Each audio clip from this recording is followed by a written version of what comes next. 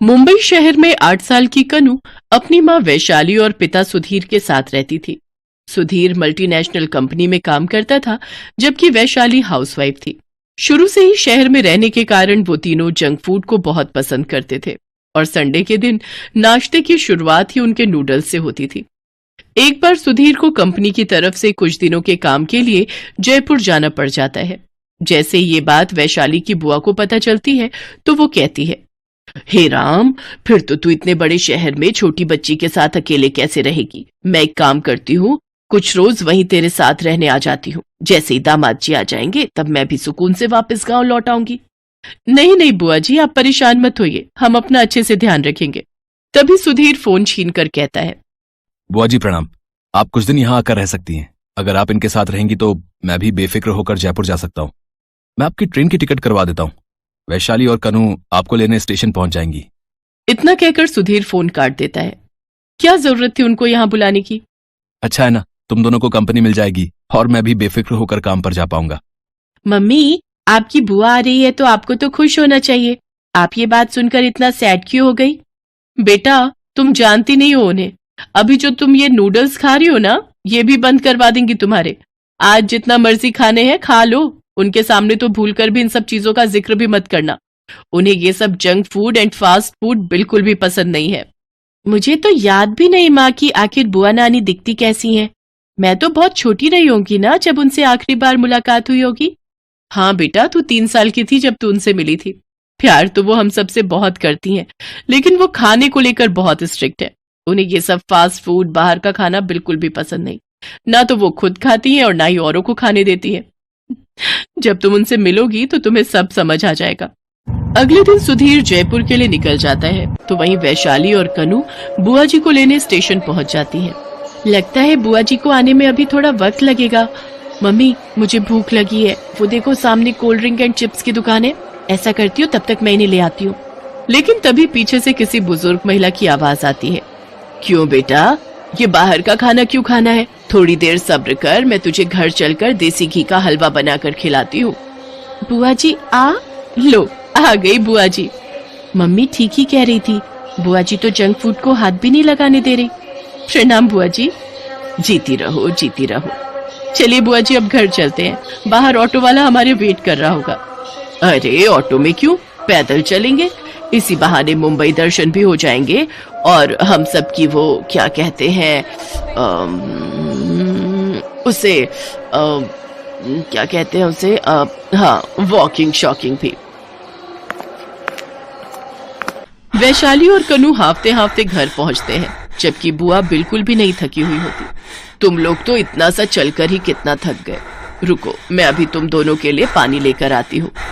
बुआ जैसे ही किचन में जाती हैं तो उनकी नजर वहां रखे नमकीन, बिस्किट्स, नूडल्स के पैकेट पर जाती है और किचन में रखे उन सामानों पर छोटे छोटे कॉकरोच, मक्खियां देखकर तो वो हैरान ही रह जाती हैं। हे राम, ओहो हो, तो यही कारण है इन लोगों की कमजोरी का। ये लो पानी पियो।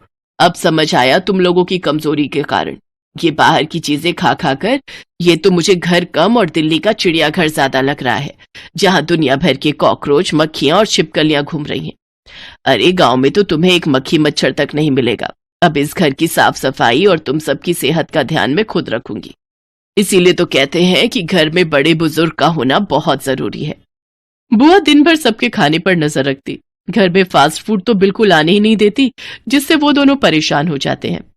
क्या बुआ जी, जब देखो तब ये साग सब्जी खिलाती रहती हो। मैं नहीं खाऊंगी, मुझे अब कुछ टेस्टी खाना है। हाँ बुआ जी, थोड़ा बहुत तो बाहर का खाना खाने में कोई हर्ज नहीं है। खाना तो यही मिलेगा, हरी भरी सब्जियां और कम मसालेदार। खाना है तो खाओ, नहीं तो भूखे ही रहो, लेकिन तुम लोगों को ये बेकार का मैदा खाने नहीं दूंगी। बुआ जी के सादे और बेस्वाद खाने से परेशान कनु और वैशाली बाहर के तीखे और स्वादिष्ट फास्ट फूड को खाने के लिए तरस गए थे। एक दिन कनु जब स्कूल से घर आ रही होती है तो उसकी नजर एक ठेले पर जाती है, जिस पर चाइनीज पानी पूरी वाला लिखा हुआ होता है। उस ठेले को देख कनु के मुंह में पानी आ जाता है। ये तो कोई नया पानी पूरी वाला लगता है। चलो, अपने मोहल्ले में कोई तो नया पानी पूरी वाला आया, जरा चक्कर देखती हूँ। भैया, पानी पूरी कैसे दी। आओ माओ चाओ, कौन सा वाला फ्लेवर खाएंगे। फ्लेवर, और वो भी पानी पूरी में। काला पानी मतलब काला खट्टा, लाल पानी मतलब लाल मीठा फ्लेवर, और ऑरेंज पानी मतलब खट्टा और मीठा मिक्स फ्लेवर, और ये डार्क ब्राउन मतलब फेमस चाइनीज फ्लेवर। आपको कौन सा दूं? ऐसा करो, एक एक पानी पूरी सभी फ्लेवर में चखा दो। चाइनीज पानी पूरी वाला कनू को सारे फ्लेवर टेस्ट करवाता है। कनू को पानी पूरी इतनी पसंद आती है कि वो चटकारे मार मार कर स्वाद ले लेकर सारे फ्लेवर में पानी पूरी खाती है। पेट भर गया लेकिन मन नहीं भरा। अब बस करती हूँ, घर जाकर बुआ जी की उबली हुई दाल भात भी तो खानी है। अगर नहीं खाया तो उन्हें मुझ पर शक हो जाएगा। अच्छा बताओ तो चीनी भाई, कितने पैसे हुए? 2। लेकिन मुझे तो कोई बदबू नहीं आ रही। अरे इसका मतलब कि ये फ्री है। आज मेरा पहला दिन है, इसीलिए आज के दिन ये सबके लिए फ्री है। अरे वाह, मेरे तो वारे न्यारे हो गए। कनू भागकर घर जाती है जहां उसकी बुआ ने उसके लिए उबली हुई दाल और भात बना रखा होता है, जिसे वो जल्दी जल्दी खाने लगती है। अरे आज कनू, तुम्हें क्या हो गया है? रोज तो तुम इस उबली हुई दाल के लिए मुंह सड़ाती हो। सीखो वैशाली तुम अपनी इस बेटी से। देखा मेरे हाथों के उबले दाल भात इसे कितने पसंद आ रहे हैं। 2 दिन में ही उबली दाल खाना सीख गई, और एक तू है जो इतनी बड़ी होकर अभी तक नखरे करती है। तभी वहां सुधीर अपनी ट्रिप से वापस आ जाता है और बुआ के पैर छूता है। मुझे तो बहुत जोर की भूख लगी है। खाने में क्या बनाया है? ये ले बेटा, उबली हुई दाल और भात खा। अच्छा अब मैं चली आराम करने, तुम सब अपना खाना खत्म करके ही उठना। ये उबली दाल, तुम दोनों ये सब कैसे खा रहे हो? मुझसे तो नहीं खाई जाएगी। मैं अभी अपने लिए बाहर से कुछ ऑर्डर करता हूँ। ये तुम क्या कर रहे हो सुधीर? अगर बुआ को पता चला कि हम फास्ट फूड खा रहे हैं तो वो हंगामा कर देगी। तुम तो जानते ही हो उन्हें। कनू, तुझे कैसे ये उबली दाल भात पसंद आ रहा है? पहले तो तू बड़ा मुंह बनाकर खाती थी, फिर आज ऐसा क्या हो गया? इसके बाद कनू उनको सारी बात बताती है। सच कहूं मम्मी पापा, तो इतने स्वादिष्ट पानी पूरी मैंने आज तक नहीं खाई। अगर आप भी खाओगे ना तो उंगलियां चाटते रह जाओगे। पर ये चाइनीज पानीपुरी वाला अपना ठेला लगाता कहाँ है? यहीं अपने मोहल्ले का जो नुक्कड़ है ना, वहीं।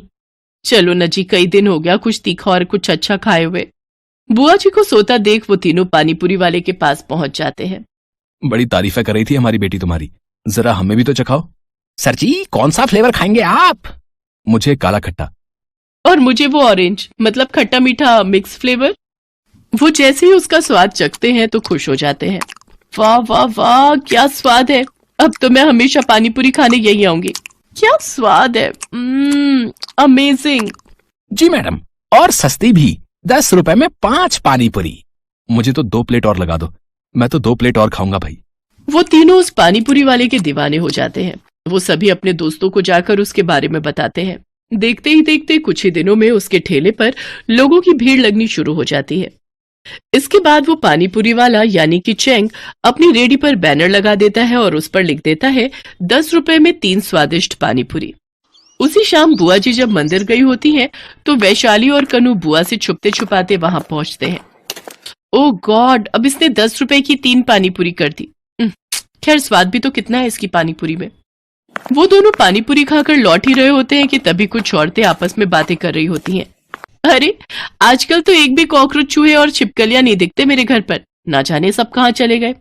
बिल्कुल सही कहा बहन, कुछ दिन से मुझे भी अपने घर में कुछ नहीं दिख रहा। खैर चलो, ये तो अच्छी बात है कि वो गायब हो गए। अरे क्या खाक अच्छा है, मुझे मेरी शेरी के लिए एक भी चूहा नहीं मिल रहा। बेचारी मेरी बिल्ली रोज चूहे और कॉकरोच की ताक में बैठी रहती है, लेकिन उसके हाथ ही नहीं लगता कुछ।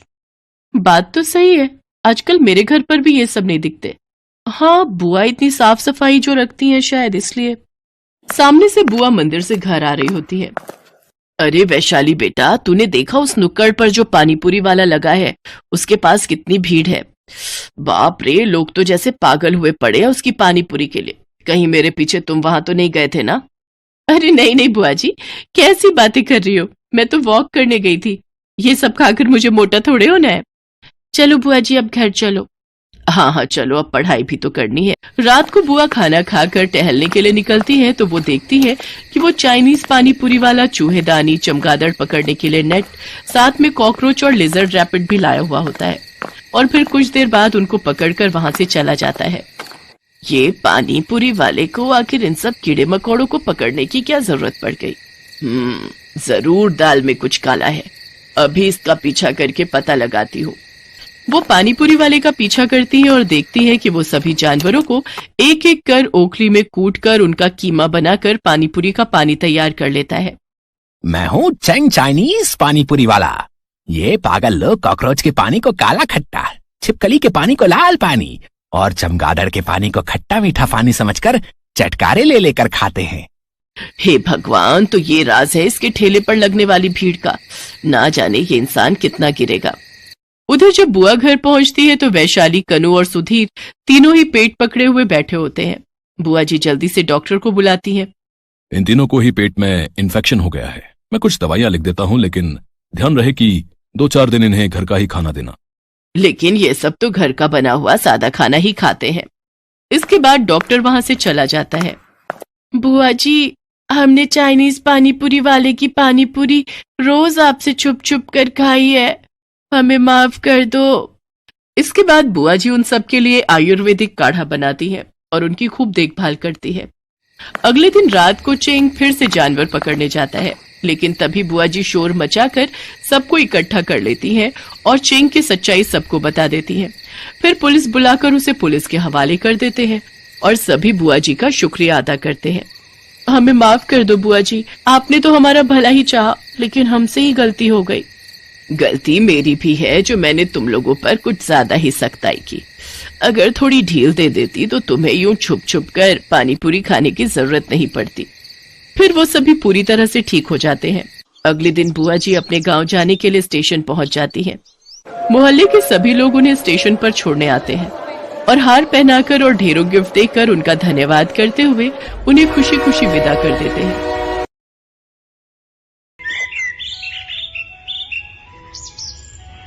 माधोपुर गांव में संदीप नाम का एक व्यक्ति अपनी पत्नी अंजू के साथ एक बड़े से घर में रहता था। उन दोनों की केवल एक ही संतान थी और वो था उनका बेटा मयंक, जो कि विदेश में जॉब करता था। कई सालों के बाद मयंक अपने घर आने वाला था। ये जानकर संदीप और अंजू काफी खुश थे और वो बड़ी बेसब्री से उसका इंतजार कर रहे थे। 3 दिन बाद मयंक ऐना नाम की चाइनीज लड़की को अपने साथ घर लेकर आता है। मयंक बेटा, आ गए तुम। हम कब से तुम्हारी राह देख रहे थे। ये कहकर संदीप मयंक को गले लगा लेता है।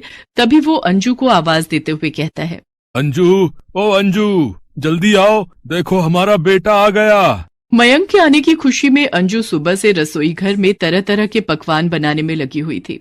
तभी वो साड़ी के पल्लू से हाथ पोंछते हुए बाहर आती है और झट से मयंक को गले लगा लेती है। कैसा है मेरा बच्चा?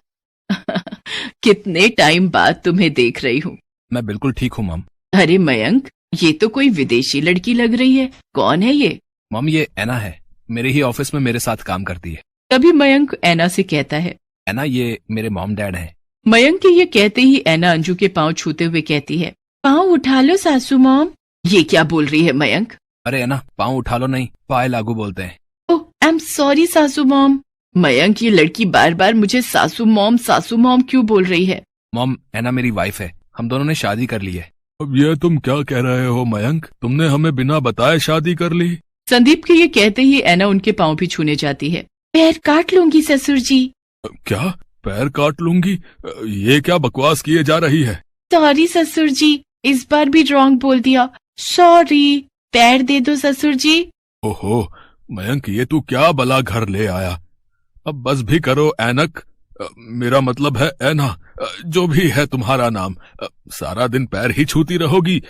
खैर, जाती रहो, मेरा मतलब है जीती रहो। बेटा, ये सब चल क्या रहा है, क्या तू हमें बताएगा? मॉम, मैं ये सब आपको बाद में बताऊंगा। अभी मैं बहुत थक गया हूँ और मुझे बहुत जोरों की भूख भी लगी है। मयंक ये कहते ही अपने कमरे में चला जाता है। ऐना ने बहुत छोटे छोटे कपड़े पहने हुए थे। संदीप और अंजू बार बार ऐना के कपड़ों को ही देखे जा रहे थे। हे भगवान, ये कैसे आधे अधूरे कपड़े पहन रखे हैं इस लड़की ने।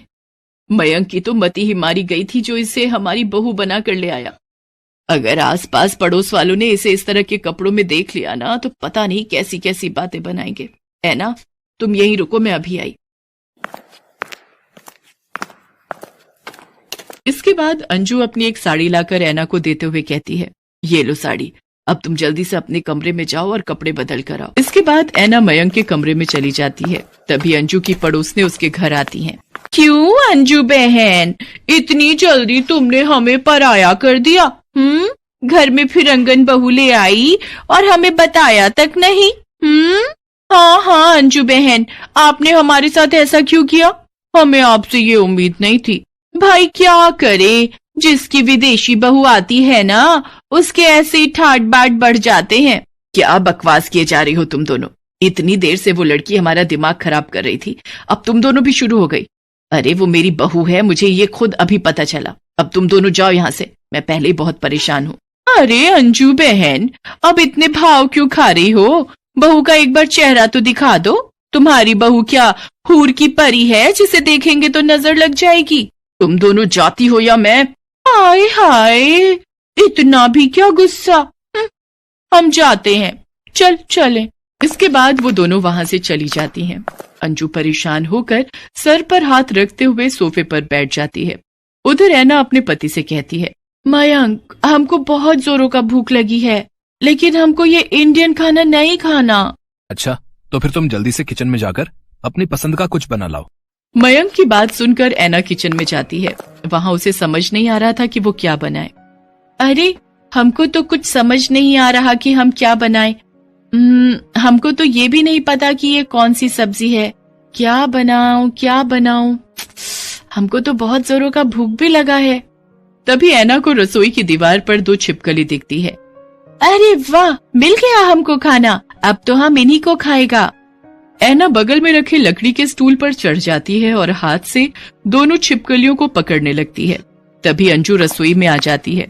वो जैसे ही ऐना को छिपकली पकड़ते देखती है, वो जोर से चिल्ला पड़ती है, बाप रे बाप, हे राम, ये क्या कर रही हो बहू तुम? अंजू के चिल्लाने की आवाज सुनते ही मयंक और संदीप भी किचन में आ जाते हैं। उधर ऐना भी अपने दोनों हाथों में छिपकली पकड़ लेती है। क्या हुआ मॉम, आप इतनी जोर से क्यों चिल्लाई? Everything is all right? हाँ भाई, ऐसा भी क्या हो गया? क्यों इतना शोर मचा रखा है? अरे वो देखो, उस ऐना ने क्या पकड़ रखा है। तभी संदीप और मोहित ऐना की ओर देखते हैं। उसने अपने दोनों हाथों में छिपकली पकड़ रखी थी जो बुरी तरह फड़फड़ा रही थी। ये देखकर दोनों की चीखें निकल जाती हैं। हे भगवान, अब इस छिपकली ने, मेरा मतलब है ऐना ने, ये क्या पकड़ लिया? अरे आप सब लोग इतना डरता क्यों है इससे? तुमको पता है इसका तो बहुत ही टेस्टी चटनी बनता है। मैं इसकी चटनी बनाकर आप सबको खिलाऊंगी, फिर देखना आप कैसे अपनी उंगली चाटता रह जाएगा। अब मैं जल्दी से इसकी चटनी बना देती हूँ। संदीप और अंजू लगातार मयंक को घूरते जा रहे थे। तभी वो मयंक को डांटते हुए कहती है, अरे करम जले, कहाँ से उठाकर ले आया इस बला को? और तू मेरी माँ परेशान कर रखा है हम सबको। ये सब नहीं बनता मेरे घर में, जल्दी से इसको खिड़की से बाहर फेंक दे। आप एक बार खाइए तो सासू मॉम, आपको बहुत पसंद आएगा। मैं तेरे पैर पड़ती हूँ ऐना, प्लीज जल्दी से फेंक दे इसे। अरे कौन सा वो मनहूस समय था मयंक जब तूने मेरी कोख से जन्म लिया। अरे ऐसा दिन देखने से पहले हम मर क्यों नहीं गए? मॉम आप चिंता मत करो, मैं उसे सब अच्छे से समझा दूंगा। चलो ऐना, अपने कमरे में चलो। अपने कमरे में ले जाकर मयंक ऐना को सब कुछ समझाने लगता है, उनके घर का खाना पीना, रहन सहन। उधर अंजू हॉल में सोफे पर बैठकर अपनी किस्मत को कोस रही थी। ना जाने कौन से कर्म किए थे मैंने जिसकी सजा में भुगत रही हूँ। तभी संदीप जोर जोर से हंसने लगता है। कुछ भी कहो, लेकिन बहू बिल्कुल तुम्हारी टक्कर की आई है। बाहर वाले क्या कम थे जो अब आप भी शुरू हो गए? अंजू को उसकी ननद का फोन आता है। अरे कैसी हो भाभी, मैंने ये बताने के लिए फोन किया है कि आज हम पूरा परिवार तुम्हारे घर आ रहे हैं और कुछ दिन वहीं रहेंगे। अरे बाप रे, अगर ये यहाँ आ गई तो इस बहू को देखकर तो खूब मजाक उड़ाएंगे। कुछ देर सोचने के बाद वो कहती है, अरे वो क्या है ना सुमन दीदी, हम 2 हफ्तों के लिए बाहर घूमने जा रहे हैं। मुझे बहुत सारी पैकिंग करनी है, तो मैं फिर आपसे बात करूंगी। तुम कब से झूठ बोलने लग गई अंजू? तो क्या करूं जी, पहले ही इस बहू ने आकर मेरा बीपी बढ़ा दिया है, ऊपर से रिश्तेदार आकर इसका और मजाक उड़ाएंगे। पता नहीं इसके साथ मैं सारा जीवन कैसे रहूंगी। तभी ऐना एक सुंदर सी साड़ी पहने हाथ में चाय का कप लेकर आती है और अंजू से कहती है, सासू मॉम, हम तुम्हारे वास्ते चाय बनाकर लाया। सुनो जी, क्या ये अपनी बहू ऐना ही है? यस सासू माँ, हम आपका बहू ऐना ही है। हमको मयंक ने सब समझा दिया है, यहाँ का रीति रिवाज, खाना पीना, पहनना ओढ़ना। इससे पहले हमसे जो भी मिस्टेक हुआ उसके लिए आई एम सॉरी। अब से हम आपको शिकायत का एक भी मौका नहीं देगा। एक्चुअली मेरे मॉम डैड नहीं है, मैं एक अनाथ हूं, तो हमको ये सब नहीं पता, लेकिन धीरे धीरे मैं सब सीखने की कोशिश करूंगी। ऐना की बातें सुनकर अंजू और संदीप भावुक होते हैं और वो उसे गले लगा लेते हैं। हमें तो पता ही नहीं था हमारी बहू इतनी प्यारी है। बेटा तुम चिंता मत करो, धीरे धीरे मैं तुम्हें सब समझा दूंगी। इसके बाद अंजू ऐना को हर काम सिखा देती है। कुछ ही महीनों में ऐना इंडियन खाना, यहाँ के रीति रिवाज और भाषा अच्छे से सीख जाती है। फिर सब कुछ अच्छे से चलने लगता है और सब खुशी खुशी एक साथ जीवन व्यतीत करते हैं।